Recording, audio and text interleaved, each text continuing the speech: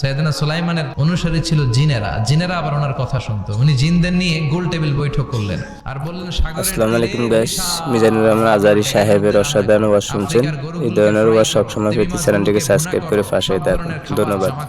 অমুক অমুক দিন দুপুর বেলায় আমি সাইয়েদনা সুলাইমান আলাইহিস সালাম গোটা বিশ্বের সবাইকে দুপুরের খাবার খাওয়াবো।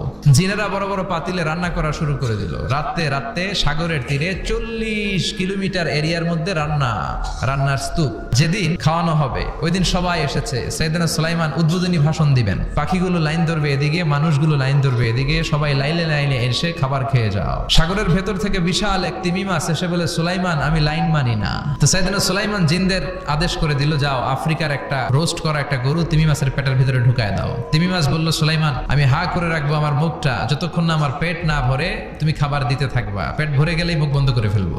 সাইয়েদনা সুলাইমানের কথা অনুযায়ী জিনের বাদশা একটা আস্ত গরু ফ্রাই করা তিমি মাছের পেটের ভিতরে ঢুকাই দিছে, কিন্তু তিমি মাছ হা করে আছে। সাইয়েদনা সুলাইমান বলেন, কয়েকটা খাসি মেরে দাও। একটা খাসি দিয়ে দিল, তারপরও হা করে আছে। দিতে 1 কিলোমিটারের খাবার নাই। বড় বড় ডেক থেকে পোলাও দাও, খিচুড়ি দাও, বিরিয়ানি দাও, আরো কয়েকটা গরু দাও, হা করে আছে। আরো কয়েকশো গরু দাও, হা করে আছে। আরো কয়েক হাজার গরু দাও, হা করে আছে।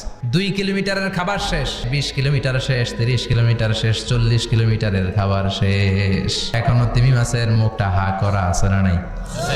সাইয়েদনা সুলাইমান সেজদায় পড়ে গেলেন, ডেকে বললেন, আল্লাহ আমি বুঝি নাই, গোটা বিশ্বের সবাইকে তো দূরের কথা একটা মাছরেও তো রিজিক দিতে পারলাম না। তিমি মাছ এখনো হা করা। ডেকে বলে, সুলাইমান প্রতিদিন রব্বুল আলামিন 3টা লোকমা খাবার আমারে খাওয়ায়। তুমি 40 কিলোমিটারের খাবার পেটে দিয়েছো, কিন্তু আল্লাহর 3টা লোকমার একটা লোকমার সমানও হয় না।